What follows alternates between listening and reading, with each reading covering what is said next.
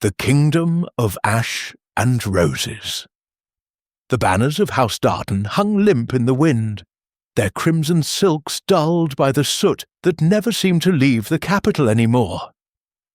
Once they had shimmered above marble spires that gleamed white as swan feathers, but now the palace walls wore the grey of decay, and the scent of iron, blood, rust and rain lingered in every corridor. Beyond the ramparts, smoke rose from distant villages. The empire was dying, not with the roar of war, but with the slow, choking sigh of betrayal and famine. The roses that once grew wild in the palace gardens had turned black with ash, and so the people named the land the Kingdom of Ash and Roses, a name both poetic and cruel. Lady Seraphine of House Darden stood before her mirror, her reflection pale beneath the candlelight. The silk gown fitted to her frame gleamed with threads of silver, a bridal garment meant to dazzle an empire. Yet she could not feel her heart beat beneath the weight of its jewels. "Your Grace," whispered her maid Mara, adjusting the lace veil that would soon mark her as promised. "The Duke has arrived. He waits in the Hall of Oaths." Seraphine's lips parted, though her voice came soft as wind through reeds. "Then the gallows have been prepared." Mara froze. "My lady!" Seraphine turned, eyes glacial and calm. "Do not mistake me, Mara. The Duke of Alaric comes not for a bride.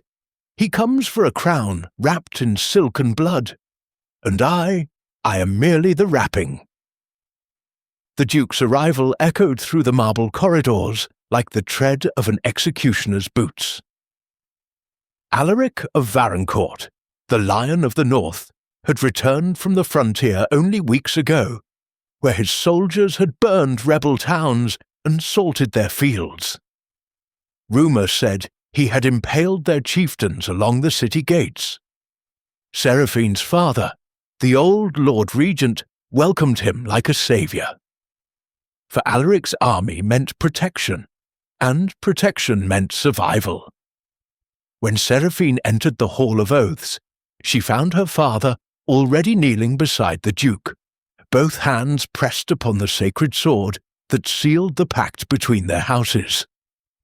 The Duke rose at once. He was a man carved from cold stone, broad shoulders encased in black armour, his hair the colour of old bronze. His eyes were pale, almost colourless, and when they fell upon Seraphine, she felt as though winter itself had turned its gaze upon her. "My lady," he said, bowing his head just enough to mock the gesture. "You honour me with your beauty." Seraphine curtsied. "And you, my lord, with your victory." He smiled thinly. "Let us hope the victories continue, for the sake of the realm and the sake of your house." Her father beamed, oblivious to the venom in his tone. "You shall make a fine duchess, my daughter, and when the Duke brings peace, the king himself will bless your union." But Seraphine heard only the clang of distant bells, mourning bells, not wedding ones. That night, while the city slept under curfew, Seraphine wandered the deserted gallery of ancestral portraits. Candles flickered in their sconces, throwing long shadows across faces that had long since turned to dust. Her fingers brushed the edge of a frame, pausing over the portrait of her mother, a woman with the same silver eyes, long since buried in the crypts below. "How proud you would be," she murmured, "to see your daughter sold for the promise of peace." A sound echoed behind her, the heavy creak of the great oak doors. She turned sharply. A soldier stood there, the torchlight painting gold across his face. He wore no sigil, only the battered armour of a commander returned from the front. Mud still clung to his boots. A thin scar traced the line of his jaw. Seraphine's breath caught. "You should not be here." He bowed slightly. "Neither should you, my lady." "Who are you?" she demanded. He hesitated before answering, voice low. "Commander Calum Vale, I come at the Regent's summons to report the fall of the Eastern Reaches." Her heart stuttered at the name. It was impossible. The name belonged to a ghost. She studied him carefully. Calum Vale died at Corhaven. He was cut down by rebels 6 years past. A faint smile touched his lips. "Then I have returned from the grave." Seraphine took a step closer, her candle trembling. "If you are truly he, then you fought under my father once. You were your mother's ward," he finished softly. "I remember you, Seraphine. You were a girl then. You used to sneak into the training yard and steal the horses' sugar." Her throat tightened. Memory returned in flashes. A summer garden, a boy with dark hair teaching her how to hold a sword hilt, laughter that felt endless. That boy had vanished into war, and now he stood before her, older, sharper, wounded by something unseen. "What brings you back?" she whispered.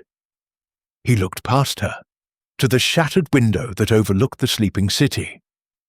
War ends, and men return to what they were fighting for. Though sometimes, his gaze met hers, they find nothing left worth saving. Their silence hung thick with unsaid words. By dawn, the palace had awakened to new proclamations. The betrothal to be sealed by the king's envoy, the duke's army to be stationed in the capital, and Commander Calum Vale restored to rank as a hero of the war. Seraphine watched from the balcony as Calum rode through the gates at Alaric's side. The people cheered for the duke, but looked at Calum with reverence, the commoner who had risen by merit, not blood. "Why does he stand beside the duke?" she asked her father at breakfast. "Because loyalty must be rewarded," the regent replied, "and because I need both sword and shield to guard this house." Seraphine's lips curved faintly. "And what guards me, father?" He did not answer. That evening the court gathered for a feast in honor of victory and engagement. Music swelled, laughter chimed false beneath the vaulted ceilings, and Seraphine wore her finest gown of ivory and gold. The duke's hand rested heavy upon hers as they sat before the crowd, and she smiled when she was meant to, though her fingers trembled against his gauntlet. Across the hall, Calum stood among the captains, his expression unreadable. Their eyes met once, just once, and the sound of the room dimmed until all she could hear was her own heartbeat. When the music changed, Alaric rose. "My bride," he announced, lifting his goblet high, "shall bring an end to war and treachery alike. Let all know that those who rise against us shall meet the sword of the lion." The crowd cheered, but as Seraphine looked at Calum, she saw the flicker of something else. Not loyalty, but warning. Later, as torches guttered low and the revelry dissolved into whispers, Calum found her again, in the moonlit garden where the roses lay in ruin. "My lady," he murmured, his cloak drawn tight, "you must be careful what vows you make." "And you," she said, "must be careful whom you serve." He stepped closer, shadows catching in his eyes. "You think I serve Alaric? You ride at his side, you share his wine. I share his war," he replied, voice darkening, "but not his cause." Seraphine frowned. "Then whose cause, Commander?" He hesitated, then, barely above a breath, said, "The cause of those who would see your house freed from the crown that strangles it. The king grows mad, his court rotten. Alaric is his butcher. I came back to end them both." The words hit her like a blade. "You would start another war?" "I would finish the one they began." She drew herself up, the silver light of her gown spilling across the stone. "You speak of treason in the heart of the palace." He looked at her as though her defiance burned brighter than any crown. "And yet you do not call the guards." "Perhaps," she whispered, "because I have seen what loyalty costs."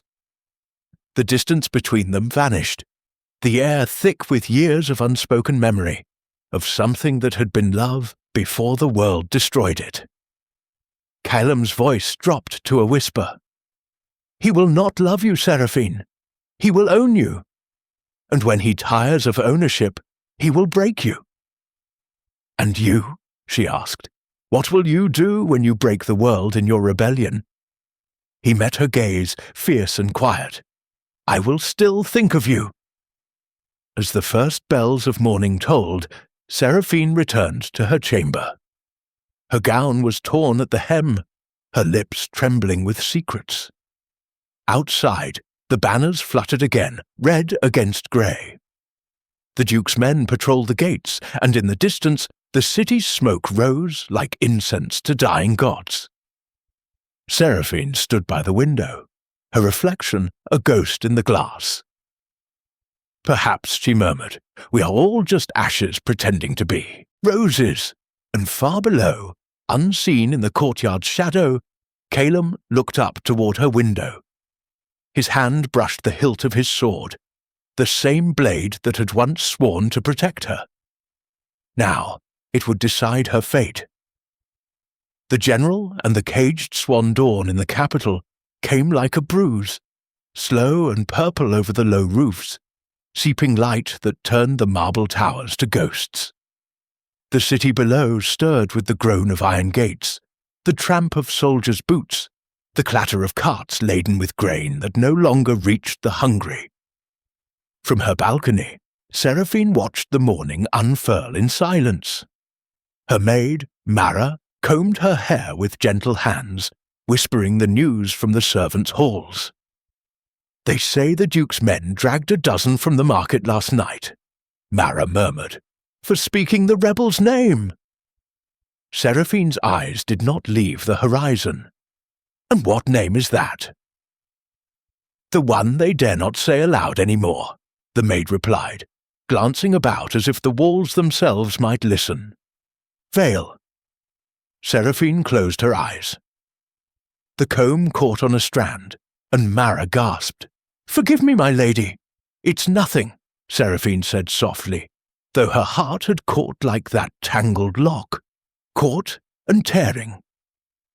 The palace that day was alive with ceremony. Courtiers in jewelled silks drifted like coloured smoke through the corridors. Banners were raised over the courtyard, and trumpets announced the Duke's inspection of the city guard. Seraphine followed her father through the great hall, her gown whispering across the marble. Alaric stood at the centre, encased in black plate that gleamed like oil.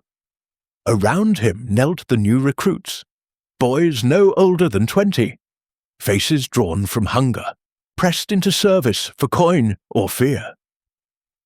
Calum stood nearby, head unhelmed, the morning sun catching in the scar across his jaw. He looked older than his years, the kind of age carved by duty and regret. "Commander Vale," Alaric's voice rang out, rich and cold. "You've seen the frontier. Tell me, what do you make of these men?" Calum's gaze swept the line. "They'll fight if you feed them, my lord. But hunger turns loyalty to dust." A ripple of unease moved through the crowd. Alaric's mouth curved faintly. "You speak as though they have a choice." "I speak as one who has led men to their graves," Calum replied, unflinching. The Duke's eyes narrowed. "And I as one who dug those graves for traitors." Their words hung sharp in the air, sword meeting sword without steel. Seraphine's heart thudded painfully. Her father noticed nothing, lost in his own self-importance, but she saw it, the quiet storm behind Calum's calm. When the ceremony ended, Alaric took her hand, his gauntlet pressing cold against her skin. "You will join me for the council, my bride. A duchess must learn the weight of statecraft." She curtsied. "Of course, my lord." But as she rose, her eyes caught Calum's across the hall. He did not move, only watched her, and in that look she felt something unravel inside her ribs. The council chamber smelled of parchment and old wine. Around the table sat the king's envoys and the nobles loyal to Alaric. A map was unfurled across the oak surface, red ink marking rebel strongholds in the east. "The crown bleeds," said the envoy, his voice weary. "The king grows restless. He demands the duke secure the northern passes by spring." "And he shall have them," Alaric said. "Vale will lead the assault." Caelem's tone was measured. "We've no supplies for such a march. The passes are snowed in. To march now is to kill half the men before they reach the enemy." "The king does not care for excuses," Alaric replied smoothly. "Only results."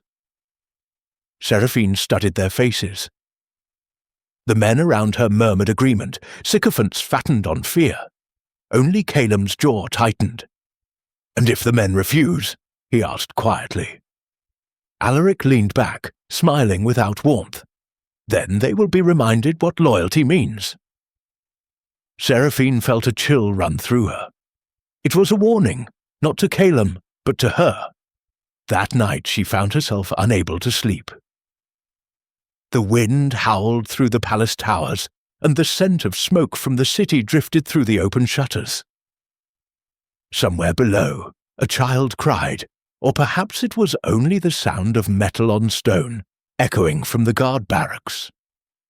Seraphine wrapped a cloak around her shoulders and left her chamber.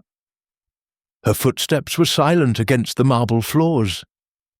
She did not know where she meant to go until she found herself at the old training courtyard, abandoned now, overgrown with vines. There, beneath the moonlight, stood Caelem, alone, a sword in his hand. He moved through a sequence of strikes, slow, deliberate, each motion carved with memory. "You shouldn't wander alone at night," he said without turning. "And yet you do," Seraphine replied. He lowered the blade, half smiling. "Old habits. The sword feels lighter than sleep." She stepped closer, the hem of her cloak brushing the cobblestones. "You risk much, speaking against Alaric before the council." "I spoke truth. Truth can be treason in the wrong ears." He looked at her, his eyes dark and unreadable. "And yet you are here, my lady. Does that make you a traitor too?" She hesitated. "Perhaps it makes me a fool."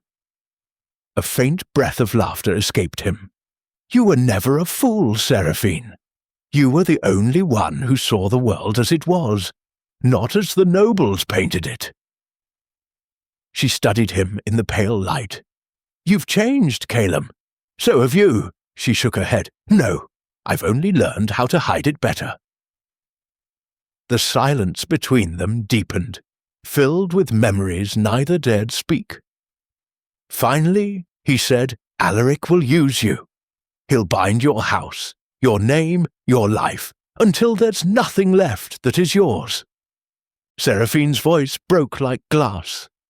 "And what would you have me do?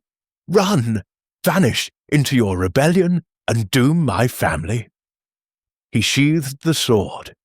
"I would have you remember who you are." In the days that followed, the palace grew heavier with tension. The king's emissaries came and went, bringing letters sealed with blood-red wax. Rumors spread of uprisings in the west, of villages burned, of prisoners taken. Seraphine did her duty. She smiled beside Alaric in court, accepted the congratulations of nobles she despised, endured his possessive touch. But each night she found her way to the shadows of the garden, where Caelem would sometimes appear as if drawn by the same invisible thread. They spoke little, yet their silence said more than words ever could. Once he reached to brush ash from her sleeve, and his fingers lingered a heartbeat too long. "I dreamed once," he said quietly, "that we were children again. Before the wars, before the crowns, you were laughing. And you," she asked, "I was alive." Her throat tightened. "You still are." He smiled without joy. "You think this is life, Seraphine? Wearing another man's armor while watching him burn the world?" She wanted to answer, but the words wouldn't come. The night before her wedding, rain lashed the palace windows. The thunder rolled like distant drums. Seraphine sat before her mirror again, just as she had days ago. The same veil, the same jewels, now feeling like chains. A knock came at her door. When she turned, Calum stood there, drenched, breathless, defiance blazing in his eyes. "You shouldn't be here," she whispered. "They're coming for your father," he said. "Alaric's men. He's accused the regent of treason, of conspiring with the rebels." Her blood ran cold. "That's madness. It's politics." She rose, the room spinning. "We must warn him. It's too late. They've already taken the council chambers." Her voice trembled. "Then why come to me?" "Because you're next." Lightning flared behind him, white and merciless. "I can get you out," he said, "through the old tunnels under the west wall. They were built before the siege. I found them when I was a boy. We can escape before dawn." Seraphine stared at him, torn between terror and disbelief. And then what? Where would we go? To the rebels? To exile? To freedom? She shook her head slowly. "Freedom is a dream for men like you, Calum. For women like me, it's just another kind of cage." He stepped closer, his voice raw. "Then let me break it for you." Her tears came hot and unbidden. "If I go with you, I doom everyone I love. If you stay," he said, "you doom yourself." For a heartbeat, they stood inches apart, thunder shattering the air between them. His hand lifted, trembling, and brushed a tear from her cheek. "Seraphine!" She closed her eyes. "Go, before they find. You hear?" He hesitated, then pressed something into her palm. Cold metal. A pendant shaped like a wing, broken in half. "Keep it," he whispered, "for when you choose." And then he was gone, swallowed by the storm. Seraphine looked down at the fragment gleaming in her hand. A relic of the past, of the boy who had once sworn to protect her. Outside, the bells began to toll again, not for war, for death, whispers beneath the crimson veil. The palace smelled of roses and smoke again. By royal decree, the wedding was to be celebrated with a masquerade, a symbol, the herald had proclaimed, that even in times of darkness the court of Dardan will shine. But to Seraphine, the masks only made truth harder to find. The halls blazed with candlelight that reflected on glass and gold. Silk banners fluttered from the balconies. Musicians played on the dais, their songs bright enough to drown out grief. The guests glittered in jewels and laughter, their painted smiles 1,000 lies wrapped in satin. And beneath the vaulted ceiling of the ballroom stood the new Duchess of Varencourt, veiled in crimson silk. Seraphine could hardly breathe beneath the weight of the crown that had been fastened to her hair. It gleamed red, garnets set in gold, and she could not help but think of it as a circlet of blood. Alaric, her husband, stood beside her, his hand heavy on her waist. "You look radiant, my love," he said, his smile a blade sheathed in courtesy. "Radiance," she replied softly, "can be a form of disguise." He chuckled, leaning close so that his breath brushed her ear. "Then wear it well. Tonight the kingdom watches." As the night deepened, the ballroom filled with colour, masks of ivory and silver, feathers like snow, sequined faces gleaming beneath chandeliers. Courtiers drank, danced and whispered. Some bowed to Alaric out of fear, others to Seraphine out of pity. And yet, among the faceless multitude, she felt another gaze upon her, a presence she could not name, though her heart seemed to know. She moved through the crowd like a ghost among wolves, her crimson gown trailing across marble. Every step was a performance, every smile a lie. At the edge of the dance floor she stopped. A masked man in dark attire stood half hidden behind a column, watching her. His mask was simple, black, unadorned, but the set of his shoulders, the stillness in his stance. She knew him. "Commander Vale," she whispered when he drew near. "Your Grace," he murmured, his voice muffled behind the mask. "You shouldn't have come. And yet you knew I would." Her pulse fluttered. "If Alaric sees you, he sees only what he wishes," Calum said, "and tonight he sees a loyal soldier." She glanced around. The courtiers laughed, oblivious, lost in their own games. "You're a fool for risking this." "Perhaps," he said, "but fools make better ghosts." The music swelled. A waltz. A courtier approached to claim her hand, but Calum stepped forward, bowing slightly. "With your husband's leave, Your Grace," he said loudly enough for the nearby nobles to hear, "I would ask the Duchess for a dance, in honor of his victory." The court murmured approval. Alaric, half drunk and basking in praise, waved them on. "Dance, then! Let her charm you as she charms the court." Seraphine's breath trembled as Calum took her hand. The first touch of his palm was fire. They moved together across the floor, the violins rising in slow, aching harmony. Around them, the court watched a duchess and a commander, symbols of alliance, never knowing the storm beneath the calm. "Why are you here?" she whispered. "To warn you." "Of what?" He spun her, leaned close. "The king suspects your house.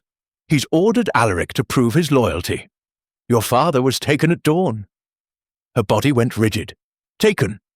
Alive, for now, but not for long." The room blurred around her. Laughter, music, faces, all turned to distant noise. She met Calum's eyes through the narrow cut of his mask. "You could have fled. You should have."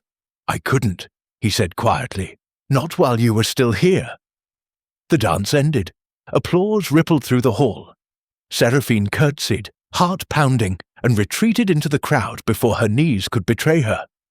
She slipped through a side corridor, into the quieter shadows beyond the main hall. Calum followed. When they were alone, he removed his mask. The torchlight carved deep hollows beneath his eyes. "You must leave tonight," he said, "before Alaric returns from his toast. I have horses waiting beyond the river." "And abandon everything? Everything is already lost," he said, his voice low. "Urgent. Your father, your name, he's taken them. Alaric means to have the regent executed publicly at dawn, to prove his loyalty to the crown." Her breath caught. "No, he wouldn't dare. He would, and he will." Seraphine pressed her hand against the cold stone wall. "If I run, I become what they accuse us of being, a traitor." Calum stepped closer, his voice rough. "And if you stay, you become his trophy." She looked up at him, the man who had once taught her to wield a wooden sword in the stables, who had carried her from the river when she'd fallen as a child, who had vanished into the smoke of war and returned a stranger. "I am bound, Calum," she whispered, "by vows, by duty, by fear." She flinched. He caught her wrist, gently, not to restrain but to remind. "There is a ship in the harbour, bound for the isles beyond the eastern sea. My men can get you aboard before dawn. Please, Seraphine." Her heart ached at the sound of her name in his voice. "I can't," she said. The words barely a breath. His hand fell away. "Then I've already failed you. Don't say that." "It's true." His eyes softened. "You were the only thing worth coming back for." Before she could answer, a sound echoed down the corridor. Boots, armor, voices. Calum pulled her into the shadows, just as a patrol of Alaric's guards passed. torches casting long bars of light across their faces. "Orders from the Duke," one of them said. "Search every hall. The commander's gone missing. If you find him, take him alive." Seraphine's pulse froze. When the guards vanished, she turned to him. "He knows." Caleb nodded once. "Then this is goodbye." She wanted to speak, to stop him, to promise something she couldn't, but the words dissolved. He took her hand briefly, pressed his lips to her knuckles. "Remember the pendant." And then he was gone again, swallowed by the labyrinth of the palace. Before dawn, the bells began to toll. Seraphine stood at her window, staring down at the courtyard where torches flared against the fog. A wooden scaffold had been erected, her father, bound and pale, kneeling before the king's envoy. Alaric stood beside them in his black armour, the picture of loyalty. The envoy read the decree aloud: treason, conspiracy, death. When the sword fell, Seraphine did not scream. She could not. The sound was gone from her body, leaving only the echo of silence and the faint weight of the broken pendant at her throat. That evening, the palace feasted again, not for love or war, but for obedience. The Duke's men drank to his victory, the nobles toasted the king. Seraphine sat beside her husband, her face a flawless mask. Alaric leaned close, his breath heavy with wine. "Your father was a good man," he said as if offering comfort, "but loyalty must be proven." She looked at him, truly looked, and saw the monster behind the man. When she spoke, her voice was calm. "One day, my lord, you will learn that loyalty bought with blood is never loyalty at all." He laughed unhearing. But Caleb's words from the night before echoed in her mind. Everything is already lost. And as she lifted her goblet to her lips, she thought, perhaps that meant she was finally free to do anything. The taste of iron and honey. At first, they said it was thieves, desperate men setting fire to grain stores. Then, when the markets and watchtowers caught flame, they said it was vengeance. By dawn of the third day, the truth could no longer be silenced. The eastern quarter had risen, banners of torn cloth and black soot flying from its walls. And at the heart of the palace, the Duchess of Varencourt sat alone in her chambers, watching the smoke bloom like dark roses against the sky. The window panes trembled with the sound of cannon fire. Each distant roar seemed to echo through her bones. Seraphine had not slept since the execution. Her gown was still the same one she'd worn that day, its hem dark with ash, her fingers faintly red where she'd clutched the railing. As her father fell, the court had expected tears. Instead, she gave them silence. Silence, after all, was the most elegant kind of defiance. A knock came at her door. "Enter," she said, her voice hoarse. Mara stepped inside, pale and trembling. "My lady, they say the rebels have breached the southern gate. The Duke has ordered the lower city sealed. Anyone found outside the walls will be hanged." Seraphine turned from the window. "And the people?" "Starving," Mara whispered. "They've begun raiding the grain vaults." Seraphine's jaw tightened. "Then the Duke will starve them faster." Mara hesitated. "There are rumors, my lady. They say a commander leads them, a man with a scar across his jaw." Seraphine froze. Her heart, long buried beneath grief and duty, began to beat again. That night, the palace held no feast. The halls were silent, but for the distant clang of armor and the low chant of soldiers preparing for war. Seraphine walked the empty corridors barefoot, her candle flickering as she passed portraits whose eyes seemed to follow her. When she reached the grand hall, she found it empty. save for one man waiting in the shadows.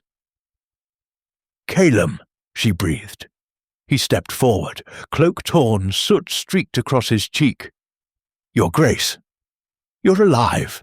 Not for lack of trying," he said, a faint smile cutting through the darkness. "Alaric's men hunt me through the streets, but the city fights for its own now." She looked at him, at the exhaustion beneath his eyes, the quiet fire that hadn't dimmed. "You lead them?" He shook his head. "They lead themselves. I only lit the match." Silence stretched between them. The air smelled of smoke and salt, the scent of war and memory. "At last," she said softly, "you warned me." "And you stayed." "I had to." Her voice trembled. "For him, for my house." Calum stepped closer. "Your house is ash, Seraphine, but you can still rise from it." Her throat tightened. "You would have me flee again?" "No," he said, "not this time. I would have you fight." He reached into his cloak and drew out a folded scrap of parchment, a map stained with soot and blood. "The Duke plans to abandon the city," he said. "He's sending word to the king. When the royal fleet arrives, they'll burn what remains, claim it was lost to rebels. No witnesses, no survivors." Her pulse quickened. "And you?" "I can stop him," Calum said. "If I can reach the armory and open the gates, the rebels will pour in before the fleet arrives, but I'll need someone to distract him." Her gaze hardened. "You mean me?" He nodded. "He trusts you more than anyone alive." Seraphine gave a bitter laugh. "Then his faith will be his ruin." Before dawn, she dressed in mourning silk, black threaded with silver. When she entered the Duke's chamber, Alaric was fastening his armour, the gold lion of Varencourt, gleaming across his breastplate. "You're awake early," he said without turning. "The city burns," she replied. "Sleep feels like treason." He glanced over his shoulder. "You speak as though you pity them." "I do," she said simply. "They are dying for bread while we drink wine behind iron gates." "Bread is the price of peace," he said, "and peace requires blood." She stepped closer, voice low. "Then how much blood will it take before you've had enough?" Alaric turned to her fully, eyes cold. "You speak boldly, my Duchess. I speak truth." He caught her chin in his hand, not cruelly, but with the authority of ownership. "Careful, Seraphine. The court already whispers that you mourn the wrong man." Her heart stuttered, but she met his gaze unflinching. "Perhaps they whisper because they see what you refuse to, that I am no longer yours to command." Something flickered in his eyes. Anger, then amusement. He released her slowly. "Then command yourself well, my dear. For when the fleet comes, you'll stand beside me before the king, or hang beside the rebels." She bowed her head. "As you wish, my lord."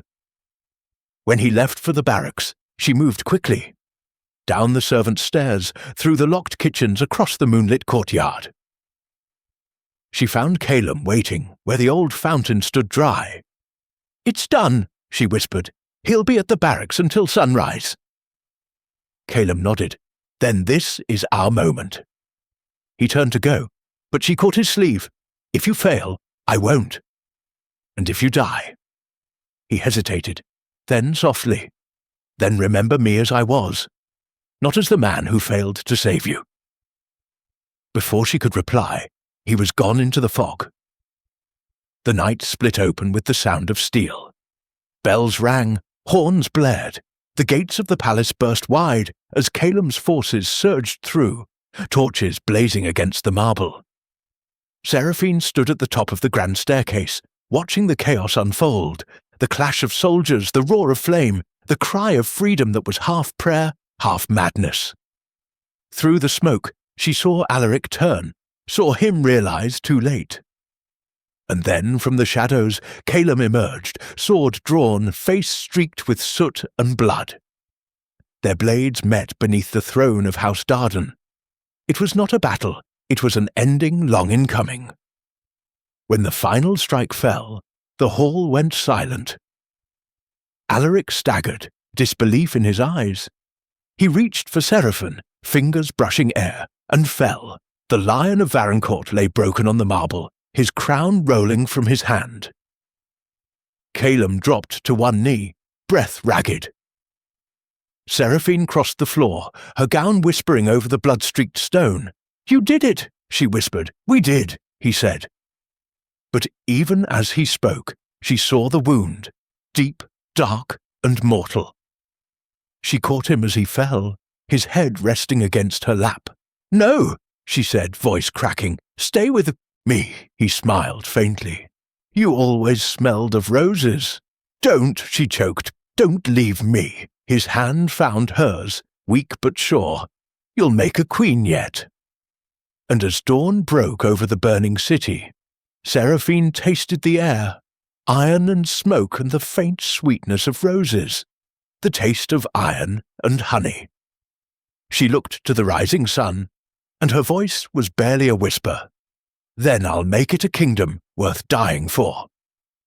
A kingdom built on graves. The fires took 3 days to die, 3 days of smoke thick as mourning veils, of charred stone and hollow silence.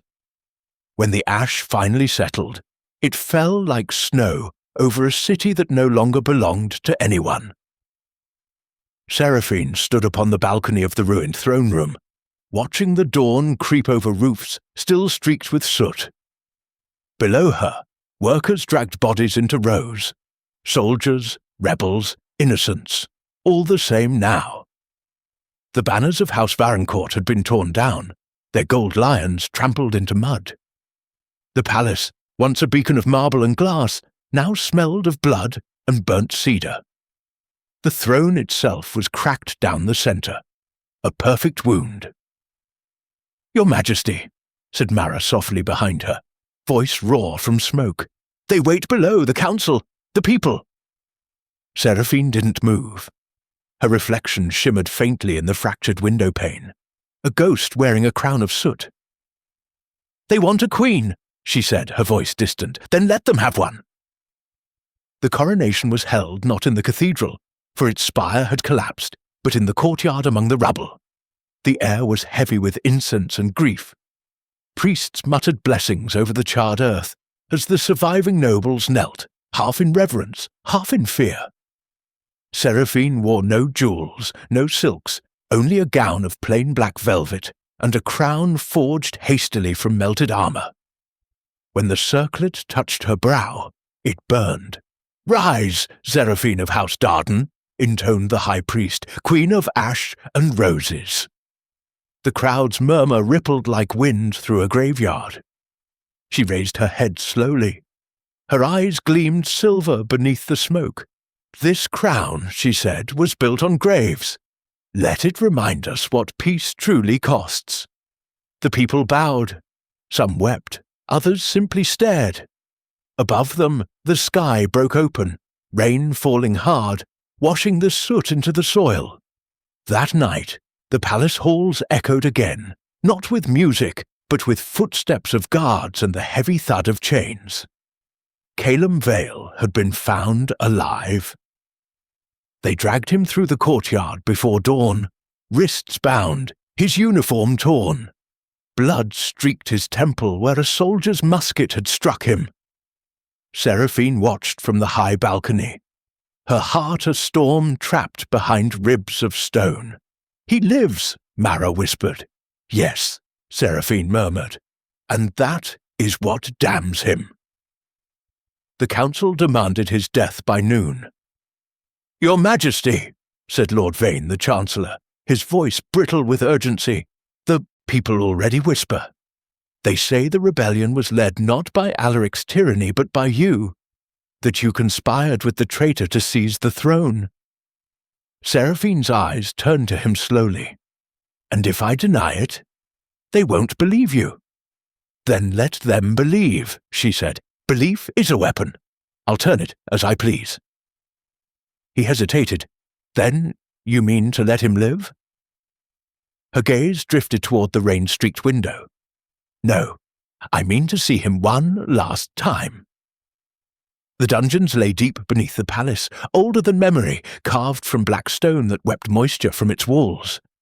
Torches flickered dimly, shadows bending like bowed penitents. Seraphine descended alone. The guard hesitated at the iron gate. "He's weak, Your Majesty. I can summon—" "No," she said quietly. "Leave us." Her footsteps echoed through the corridor until she reached the final cell. Calum sat in chains, his head bowed, his breath shallow. The torchlight made him look like something carved from ruin, beautiful still, but broken. When he looked up, his eyes were the same, that impossible grey-green that had haunted her since childhood. "Your Majesty," he rasped. She flinched at the formality. "Don't call me that. What else should I call you? You wear the crown now. I wear your blood," she said, "and his." A faint, pained smile touched his mouth. "Then we match." She stepped closer to the bars. "You should have fled, and leave you to rule alone. Better that than to die here." He tilted his head, eyes searching hers. "Do you think I regret it?" Her fingers tightened around the iron bars. "You destroyed everything, my house, my father's name, the realm, and gave you a throne," he said softly. "All I did was cut the chains you refused to see." Her voice broke. "And now they'll hang you for it." He leaned back against the wall, closing his eyes. "Then let them. I've seen worse ends." Seraphine swallowed hard. "I could spare you." Calum's eyes opened again, weary but kind. "And lose what's left of your crown? I don't care." "Yes, you do," he whispered.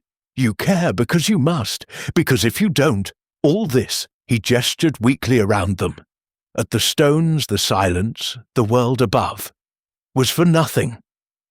She knelt before the bars, close enough to see the tremor in his hands. "You think I wanted this? I think you were born for it." She shook her head, tears cutting through soot on her cheeks. "I was born to die in silk, not rule over bones." He smiled faintly. "You were always stronger than you believed." "Don't," she breathed, "don't make this sound noble." "I'm not," he said. "I'm making it sound true." Their silence deepened, filled only by the drip of water from the ceiling. Finally, she reached through the bars, her hand brushing his cheek. His skin was cold, feverish. He closed his eyes, leaning into her touch. "I could order your release," she whispered, "send you south, disappear you into exile, and betray the people who bled for you." He shook his head. "No, let me end it here." She bit her lip until it drew blood. "You don't understand." "I do." His gaze lifted to hers again. "I understand that if I live, they'll never follow you.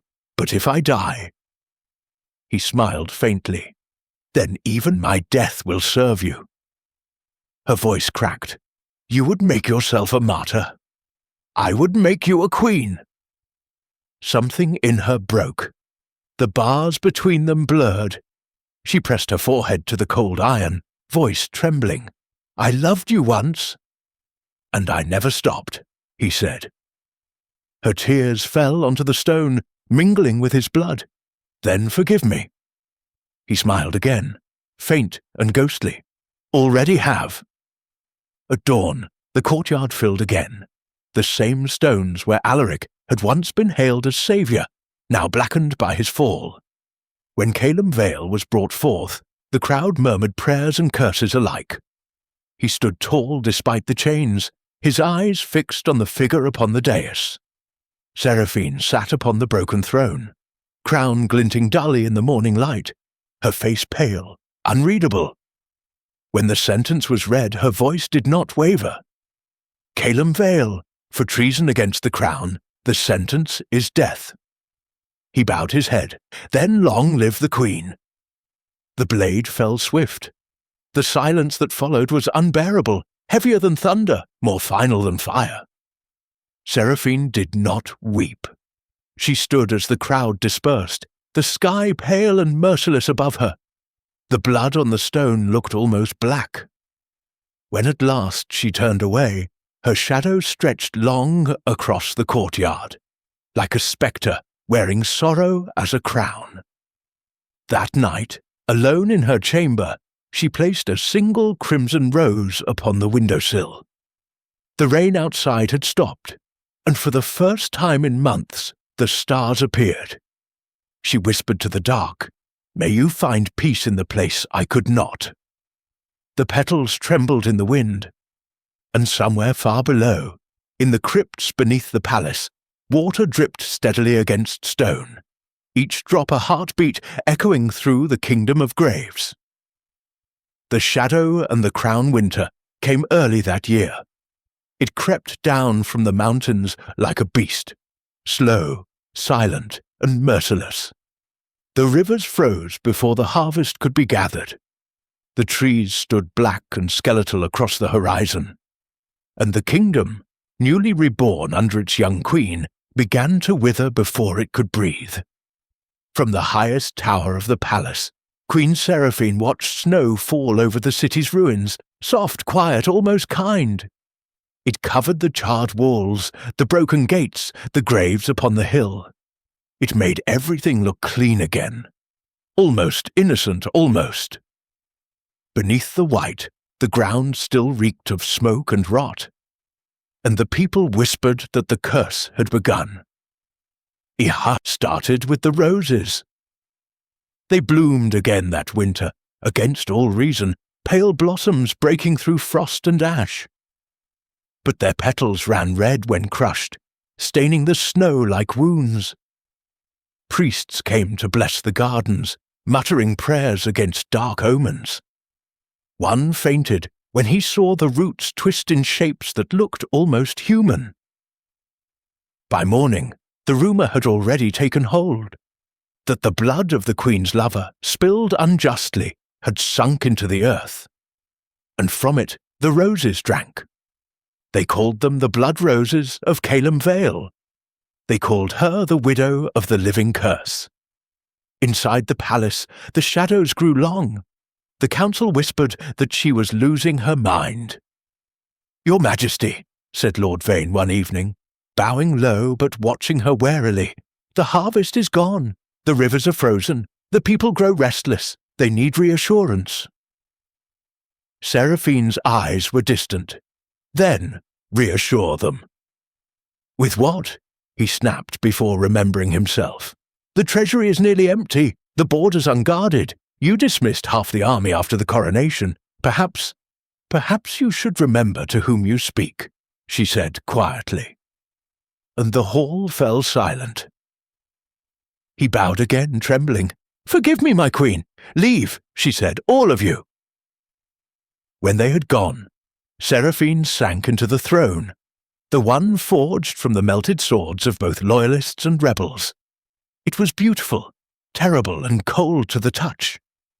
Sometimes, when she closed her eyes, she swore she could hear it breathe. At night, she dreamed of him, always the same.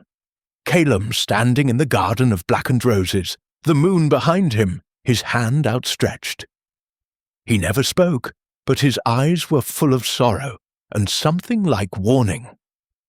When she tried to reach him, the ground opened and she woke gasping, the scent of blood and frost clinging to her skin. Mara found her one dawn, shivering before the fire. "You should rest, Your Majesty," the maid said softly. "You haven't slept in days." "I can't," Seraphine whispered. "When I close my eyes, he's there." Mara hesitated. "The priests say his soul cannot rest." Seraphine's gaze snapped to hers. "What do they know of souls?" Mara lowered her head. "Only that curses are born of love denied." On the 12th night after the first snowfall, a messenger arrived from the southern provinces, wild-eyed, his horse half dead with exhaustion. He was brought before the throne still streaked with ice. "What news?" Seraphine asked. He fell to one knee. "Your Majesty, there are sightings in the borderlands. They say a man rides beneath a black banner, one who bears the face of the fallen commander." The chamber froze. Lord Vane whispered, "It's impossible, he's dead." The messenger swallowed. "They swear it's him, my lord. The soldiers say he walks in shadows, his eyes burning like winter stars. They call him the Ghost General." Seraphine's heart stopped. When she spoke, her voice was barely a whisper. "Send riders, quietly. I want the truth before the dawn." That night, the storm broke. Winds howled through the palace halls, rattling the ancient glass. The torches sputtered and died, one by one. And in the silence that followed, Seraphine heard a sound she hadn't heard in months, the faint scrape of boots across the marble floor. She turned slowly. There, in the doorway, a figure stood cloaked in black. For a heartbeat, she thought it was a dream, another cruel trick of memory. "Calum," she breathed. He stepped forward, the light from the hearth catching his face. Older, paler, scarred anew, but unmistakable. "No," she whispered, staggering back. "You're dead." "I was," he said softly. "You made sure of it." She shook her head, trembling. "This isn't real. You're not real." "Do I look like a ghost?" He stepped closer. His breath clouded in the cold. "Or does your guilt finally wear a face?" Her throat tightened. "They buried you. I saw—" "They buried what they were told to," he said, eyes glinting. "Your council spared me, exiled me. They wanted a martyr to die, not a legend to rise." "Why come back?" she whispered. "Because the kingdom is dying," he said. "Because the war isn't over. And because you once swore to save your people, even if it damned us both." He told her of what he'd seen. Villages frozen, caravans vanished in the snow, soldiers deserting by the dozen. And beneath it all, a sickness spreading from the north, a blight that turned rivers red and fields to dust. "The King of the Isles gathers his fleet," Calum said. "He means to claim what's left of your realm." Seraphine's hands trembled. "Then the curse is real." "It's not a curse," he said. "It's consequence." She met his gaze. "And us?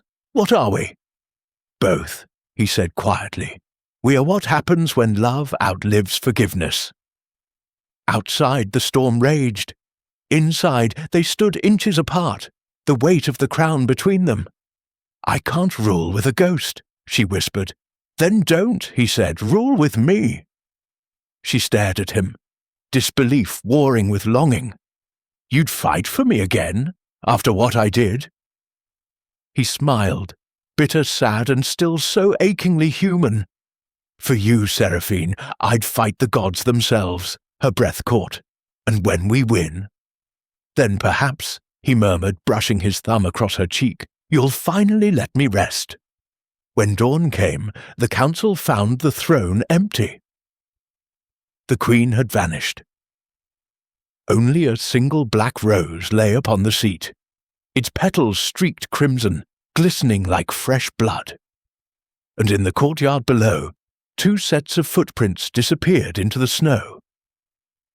Where the roses burned black, Seraphine and Calum rode through the twilight, cloaks drawn tight, the air sharp with smoke.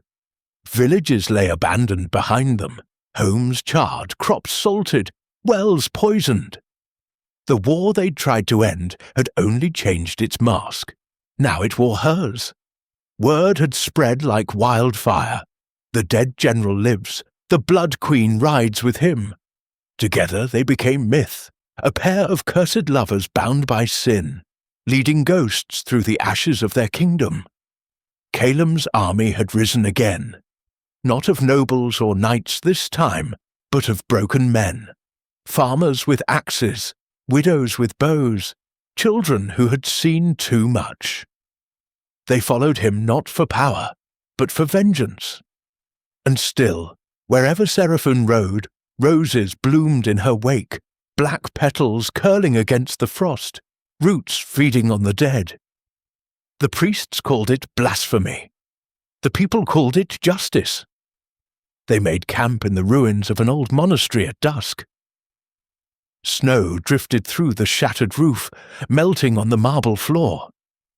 Calum sat by the fire, sharpening his blade with slow, deliberate strokes. Seraphine watched him from across the hall, the shadows of the flames dancing across his face.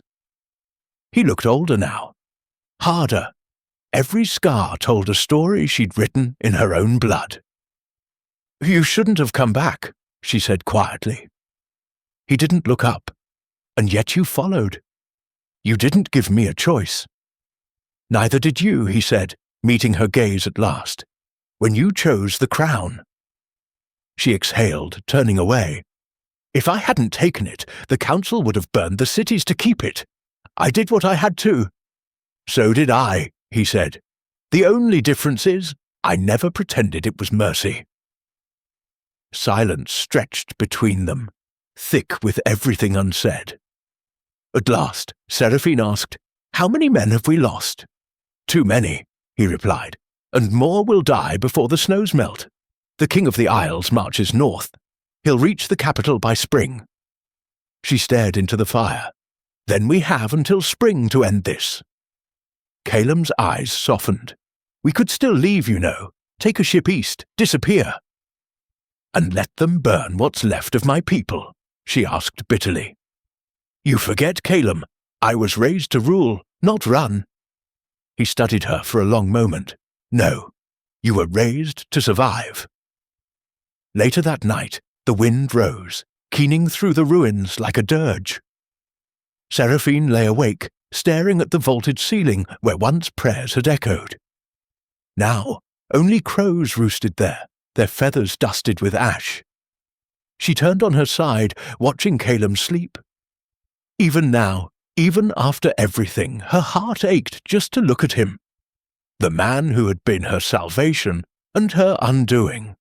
The man whose blood had bought her crown. When she closed her eyes, she remembered their first kiss. The taste of iron and honey, the promise whispered between two doomed souls. Love, he had said then, is not a blessing. It's a weapon. And she had wielded it too well. At dawn, the army marched south.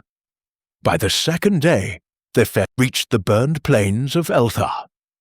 Once golden fields, now a wasteland of cinders. The wind carried the stench of rot and salt, the sea drawing near. Scouts returned with grim news. The enemy had fortified the coastal pass. The Isles' soldiers numbered 5,000, veterans and mercenaries alike. Calum had barely 800. "We'll be slaughtered," one of his captains said. Calum's voice was calm. "Not if we strike first." Seraphine frowned. "We can't win by force. Then we win by fear." He pointed to the horizon, to the line of black smoke rising from the salt marsh. "The King of the Isles believes he's fighting mortals," Calum said. "Let him think he's fighting demons." That night, under a moon veiled in clouds, they painted their faces with ash and blood. The fires were doused. The camp moved like shadows through the reeds. When the attack came, it came like a storm. The enemy's sentries never saw them coming. Arrows cut through fog. Blades flashed. The screams were short, muffled by snow and silence. The blood ran into the marsh and froze there, dark ribbons beneath the ice. By dawn, the pass belonged to them. The enemy banners burned. The survivors fled to the sea, but victory brought no joy. Seraphine walked among the bodies, the frost crunching underfoot. The roses had bloomed again, black and glistening in the morning light. Their roots fed on the dead soldiers, curling lovingly around their limbs. One of the captains crossed himself. "It's the curse again, my queen." Seraphine knelt by a rose, touching a petal. Its edge sliced her fingertip open. Blood welled, and the flower drank it. Maybe, she whispered. It's not a curse. Maybe it's him. Calum approached behind her. You think I did this? She turned, her voice trembling. Everywhere we go, the ground bleeds, the roses grow. You should have stayed dead. He flinched, but his hand found her wrist. And you should have left me there. That night, the sea caught fire. The enemy fleet, trapped by storm and flame, was devoured by its own gunpowder. The sky turned crimson, and the waves boiled with wreckage.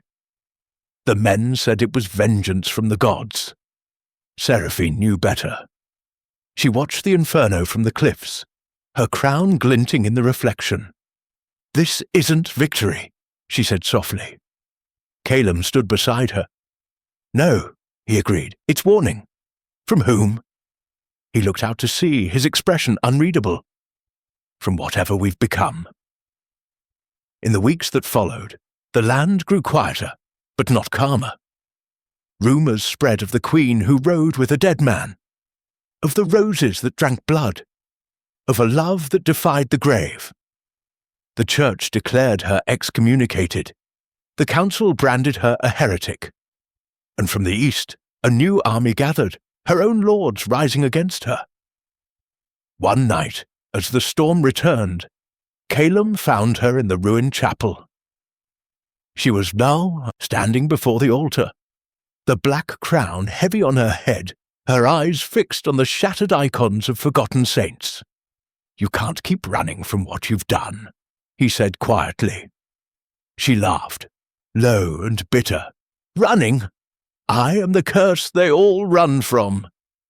Then end it, he said. Let it die with us. She turned to him, fury flashing in her eyes. You think death can end this?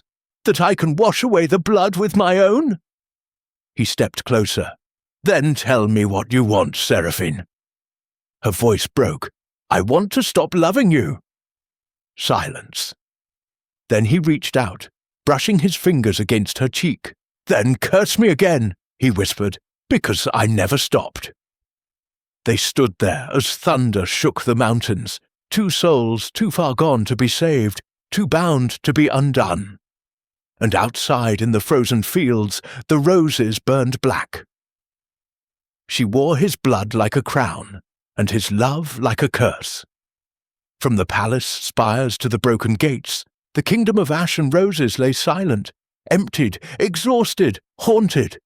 Smoke curled from the ruins where the cathedral once stood. The air reeked of salt, soot, and sorrow.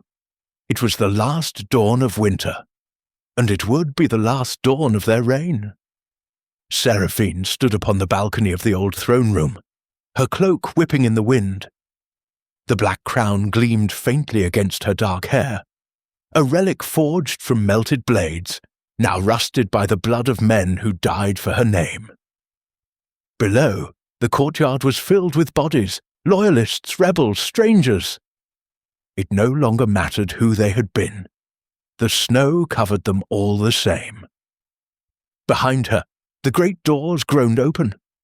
Calum entered quietly. He was not in armor anymore, only a plain tunic stained at the sleeves, his sword belted low at his side. He looked tired, but not defeated. Your Majesty, he said softly, voice almost tender, they're saying the war is over. She didn't turn. Wars don't end, Calum.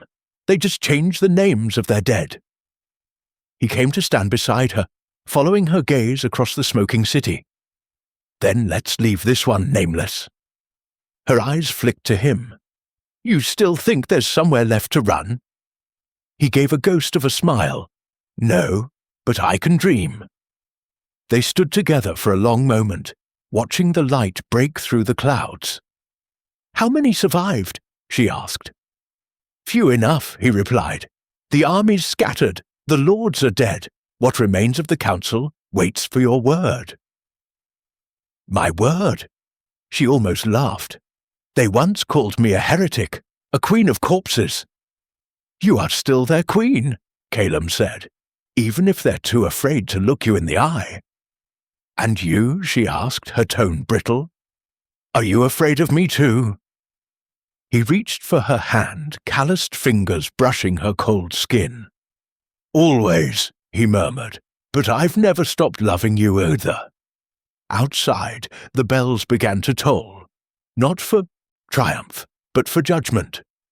The King of the Isles had fallen in the final battle. His death left no heir, no crown, only a void. The realm was hers for the taking, if she wanted it. But Seraphine no longer wanted thrones. She turned to Calum, her eyes shining with something fierce and fragile. "If I lay down the crown, what becomes of us?" He hesitated. "You already know." "Say it," he exhaled. "We end." She smiled faintly. "Perhaps that's mercy." They went together to the great hall, a place that had once been filled with laughter, now silent but for the wind through the broken stained glass. The long banners of House Darden hung in tatters, their crimson turned almost black. Seraphine ascended the dais and looked down upon the throne, her throne, carved from obsidian and gilded in gold. It was beautiful once. Now it was just heavy. "Do you remember what I told you?" she said softly. "The night we met again." Calum nodded. "That you were only the wrapping." She traced the armrest of the throne with one gloved hand. "And you were the blade inside it." He smiled sadly. "Then let us be finished, you and I. Blade and wrapping both." When she sat upon the throne for the last time, the hall seemed to hold its breath. The soldiers who remained knelt in silence. The priests dared not speak.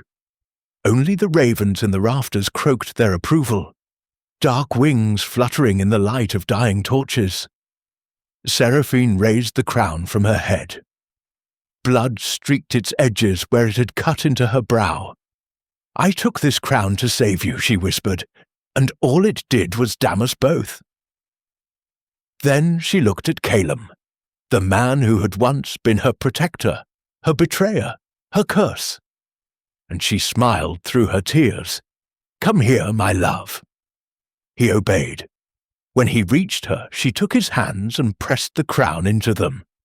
"Take it," she said. "Let the world call you king if it must." He shook his head. "I have no throne, Seraphine." "Then make one," she murmured, "from my ashes." The doors burst open before he could answer. A captain stumbled in, blooded, breathless. "Your Grace," he gasped, "the council demands your surrender. They've surrounded the citadel." Seraphine did not move. Her eyes never left Calum's. "So it ends," she said quietly. Calum's grip tightened on her hand. "Not yet." He drew his sword. "I can buy you time." "No," she said sharply. "No more blood, not for me." He hesitated, the sword shaking in his hand. "You think I can just watch them take you?" "I think," she said, stepping closer, "you can do what you promised. End it." His eyes widened. "You don't mean—" "I do." Her voice broke, but her gaze did not. "End the curse, Calum. End us." The soldiers' shouts grew louder beyond the hall. The sound of steel, of boots, of betrayal.